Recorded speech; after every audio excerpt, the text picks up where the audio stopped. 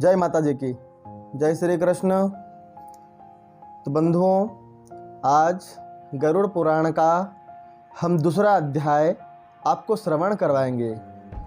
आप इसको एकाग्र मन होकर, यथोचित होकर कृपया ध्यान से श्रवण कीजिएगा।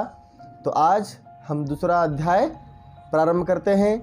बोलिए गरुड़ पुराण भगवान की जय। यम मार्गम यातनायाम यमलोकस्य भवति दुःखदः तत्र यान्ति यथा पापस्तन्मे तो कथय कैसवः।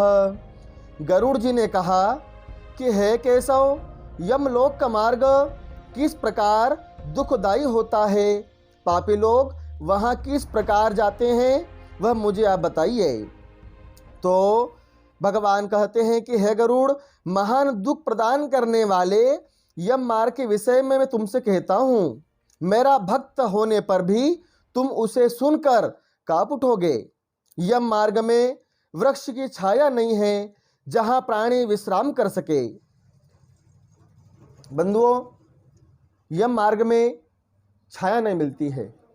कहीं से कहीं तक जो है, तो ऐसा नहीं कि कोई झाड़ मिल जाए अपने को और उसके नीचे बैठकर थोड़ा सा आराम कर लिया जाए, परंतु यहाँ से वहाँ तक कोई झाड़ वृक्ष नहीं मिलता है।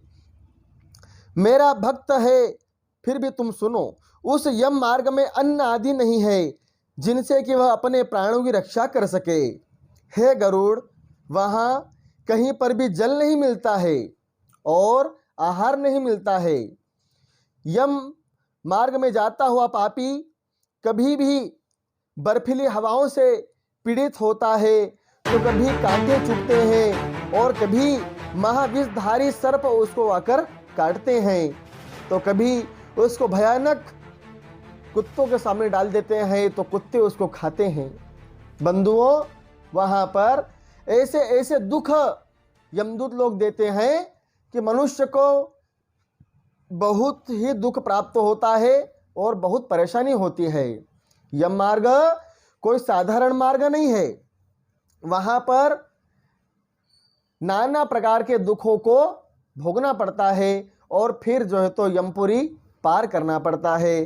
तो मैं आपको बता देना चाहता हूँ बंधुओं कि यमपुरी जाने के लिए दक्षिण मार्ग होता है और रास्ते में 16 गांव आते हैं। जी हाँ, 16 गांव रास्ते में पड़ते हैं और इन्हें पार करने पर यमपुरी आती है।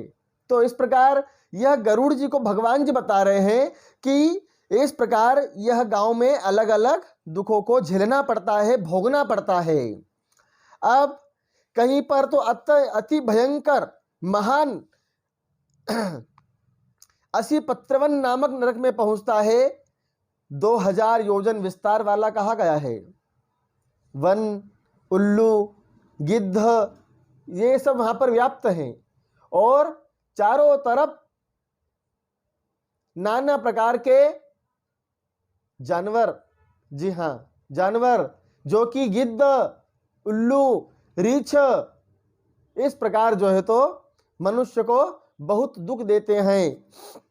कहीं पर अंधे कुएं में गिराते हैं तो कहीं पर पर्वतों से वह गिर पड़ता है, वह फिर चलता है, फिर गिरता है, कहीं पर भारी कीचड़ में गिर जाता है, तो कहीं तपी हुई बालू से व्याप्त होकर धधकते हुए या यम मार्ग को पार करने की कोशिश करता है, परंतु वह कहीं से कहीं तक सुखी नहीं रह सकता।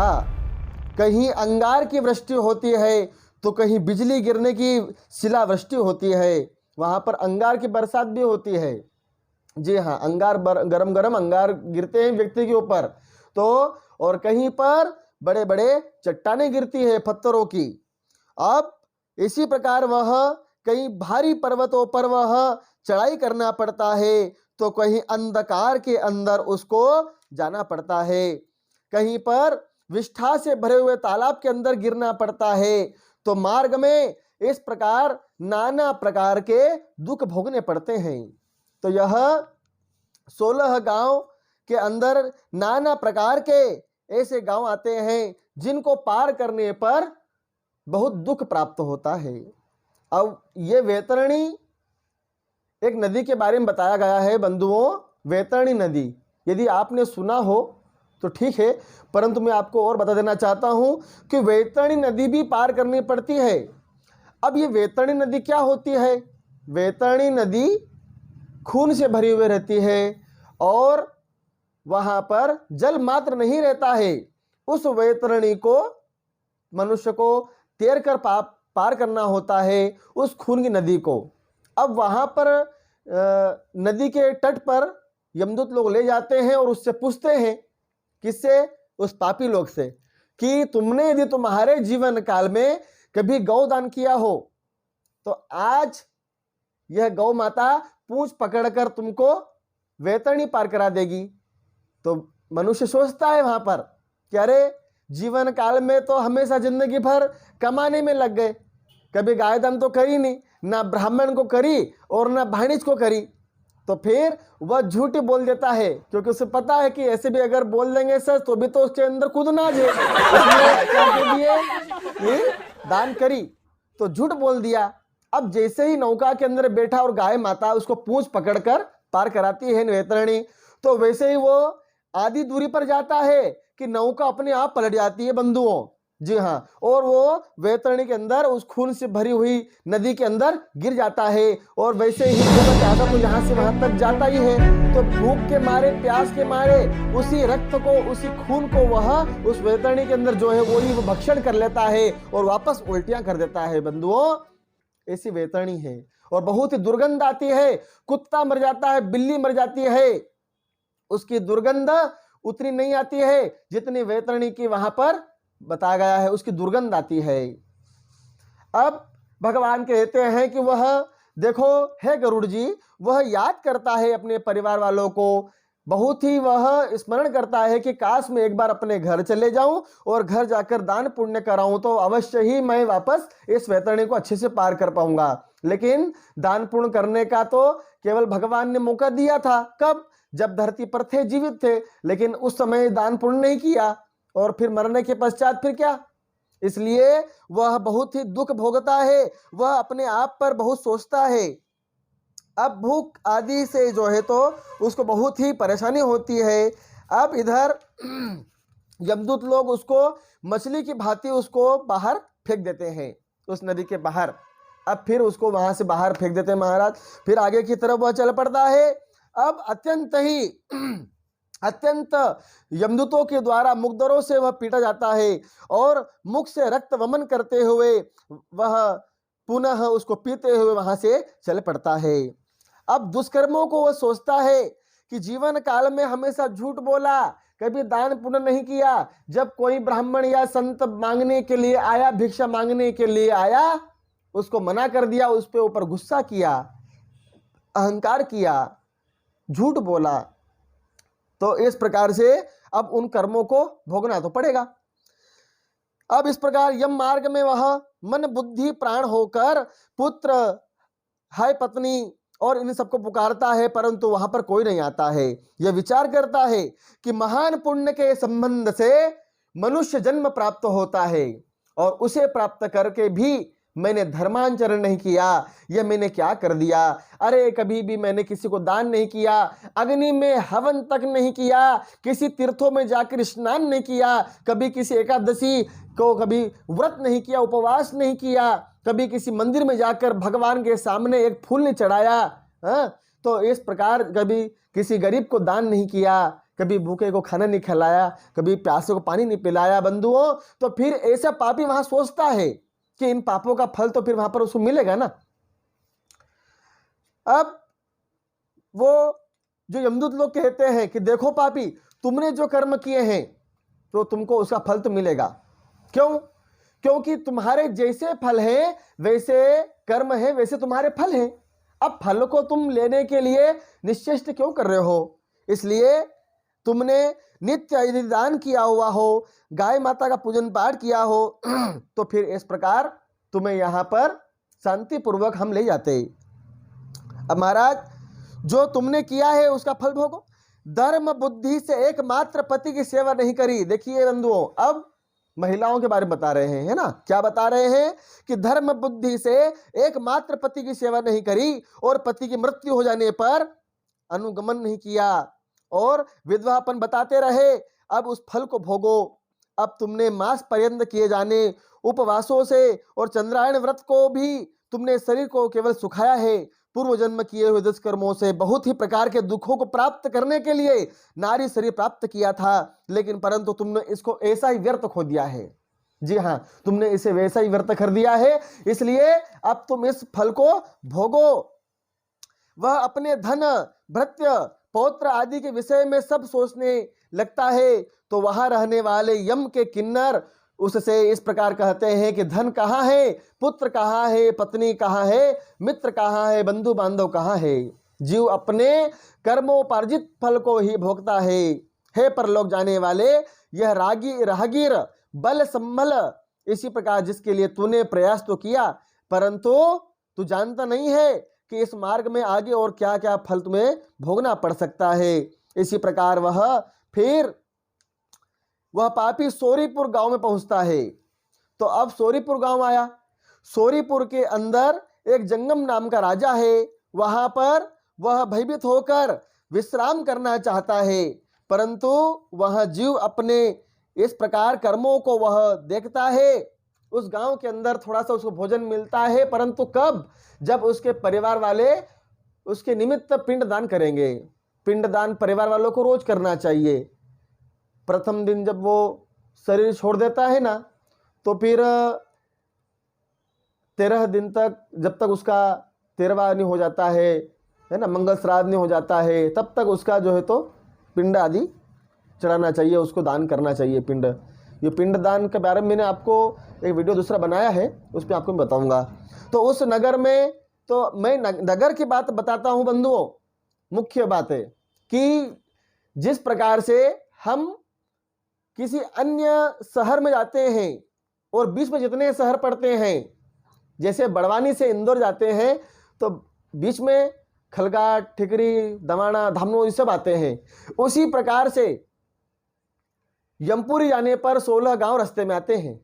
तो वो 16 गांव कौन कौन से हैं वो आप जरा सुनिएगा। तो पहला गांव आता है सौम्यपुर, दूसरा सोरीपुर, तीसरा नगेंद्र भवन, चौथा गंधर्वपुर, पांचवा शैलागम, छठा क्रोचपुर, सातवा क्रूरपुर, आठवा विचित्र भवन, नौवा भ्रवापतपुर, 10वां दुखदपुर, 11वां नानाकंदपुर, 12वां सुतृप्त भवन, 13वां रौद्रपुर, 14 पयोवर्षणपुर, सीताढ़य तथा 16 गांव वैतरणी। इसी प्रकार यमपुरी, यह 16 गांव रास्ते में बंधुओं आते हैं और इनको पार करना पड़ता है, क्योंकि वहां इस मार्ग में बहुत ही भयानक धूप होती है, बहुत ही कीचड़ होता है, तो कहीं पर भारी वर्षा होती है, तो कहीं पर अन्यथा मिश्र कुंभ होता है। कुएं होते हैं, जिन कुओं के अंदर व्यक्ति को फेंका जाता है, उस पापी को फेंका जाता है बंधुओं। उस कुएं के अंदर गिद्ध और मगर, बड़ी बड़ी उसके अंदर जो है तो छिपकलियां, ये उसके अंदर रहते हैं, अजगर, सांप। तो इस प्रकार ये व्यक्ति को परेशान करते हैं, ढसते हैं उसको। बड़े बड़े उसके अंदर कॉकरोच, वृश्चिक, बिच्छू, ये वहां पर सब दिखाई देते हैं। और इसी प्रकार जैसे जैसे व्यक्ति के कर्म वैसे ही उनको फल देते हैं वो। अब वह बार बार अपने घर वालों को, परिवार वालों को याद करता है। तो भगवान कहते हैं कि हे पक्षींद्र सुनो, जिस मार्ग से पापी जन नरक जाता है वह भगवान को याद करता है, परंतु वहां पर भगवान उसको बचाने के लिए नहीं आते हैं। क्योंकि वहां पर जब व्यक्ति को नरक प्राप्त हो जाता है ना, तो जब नरक की तरफ वह रवाना हो जाता है तो फिर यमराज जी का शासन प्रारंभ हो जाता है। वहां पर देवताओं का शासन नहीं चलता है, वहां पर यमराज जी का शासन चलता है। और यमराज ने भी अपने दूतों से कह रखा है कि जो व्यक्ति हमेशा पाप करता हो, जो कभी भी सत्य नहीं बोलता हो, जो कभी दान नहीं करता हो, पुण्य नहीं करता हो, उपास नहीं करता हो, गरीब ब्राह्मणों को दान नहीं करता हो, ऐसे व्यक्तियों को तुम मेरे पास लाया करो, ऐसे मनुष्य को तुम मेरे पास लाया करो। अब यमराज जी कहते हैं कि हे गरुड़, भगवान जी कहते हैं कि हे गरुड़, मनुष्यों के अनेका अनेक कर्म और उनके अनेका अनेक उनके पाप, जो कि भगवान बताते हैं कि उनके कर्मों के अनुसार उनको फल आदि प्राप्त होता है, उसको भोगना ही पड़ता है। पुत्र आदि के पिंड दान से वह प्राप्त होकर और 11 मास बीतने पर वह जीव पयोवृषण नामक गांव के अंदर पहुंचता है। वहां प्रेत को दुख देने वाले मेघ घनघोर वर्षा करते हैं। वहां पर दुखी वह प्रेत उनाब्दिक श्राद्ध के पिंड को खाता है। इसके बाद वर्ष पूरा होने पर वह जीव सीताढ़ई नामक नगर को पहुंचता है। वहां जिससे भी वह 100 गुनी अधिक महान ठंड पड़ती है। देखो, सीताढ़ई नाम गांव का इसलिए बताया गया है कि जैसे अपने यहाँ पर जनवरी महीने में जो ठंड पड़ती है, वो ठंड तो कुछ भी नहीं है, इससे भी 1000 गुना ज्यादा ठंड वहां पर पड़ती है। ऐसा उसके लिए, इसलिए उसका नाम सीताढ़ई रखा गया है। शीतल से दुखी वह शुद्धित वह जीव इस आशा से 10 दिशाओं में देखता है कि शायद कहीं कोई हमारा बांधव मिल जाए जो मेरे दुख को दूर कर सके। तब यम के दूत कहते हैं, तुम्हारा ऐसा पुण्य कहाँ है? फिर वार्षिक पुण्य को वह पिंड को खाकर वह धैर्य धारण करता है। उसके बाद वर्ष के अंत में यमपुर के निकट पहुंचने पर वह प्रेत बहुबीती में जाकर हाथ भर माप के अपने शरीर को छोड़ देता है।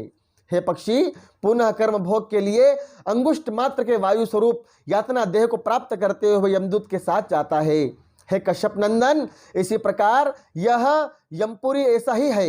हे काशमार्गीय धर्मराज, इसी प्रकार जो व्यक्ति भी यदि गरुड़ पुराण को ध्यान से श्रवण करते हैं तो उसको यम मार्ग नहीं प्राप्त होता है। इसलिए बंधुओं कहते हैं कि गरुड़ पुराण श्रवण करना चाहिए। गरुड़ पुराण श्रवण से बहुत पुण्य प्राप्त होता है। गरुड़ पुराण श्रवण करने से हमें मोक्ष की प्राप्ति होती है। गरुड़ पुराण से नरक की प्राप्ति नहीं होती है। इसलिए जो बने अपने हाथ से दान करो, जितना हो सके उतना दान करो, जितना अपने से हो सके उतना लोगों की जो है तो सेवाएं करो, भगवान की भक्ति करो, है ना। ऐसा करने से क्या होता है कि भगवान खुश होते हैं। भगवान खुश कब होते हैं बंधुओं? जब व्यक्ति गरीबों की सेवा करता हो, है ना, वही व्यक्ति बड़ा कहलाता है। बड़ा व्यक्ति वही कहलाता है जो छोटे लोगों को साथ में लेकर चले। जी हाँ, तो इसी प्रकार आज हम अब ये दूसरी अध्याय आज हम समाप्त करेंगे और कल फिर आपको हम तीसरा अध्याय का पाठ का अध्याय का श्रवण करवाएंगे गरुड़ पुराण के अंदर।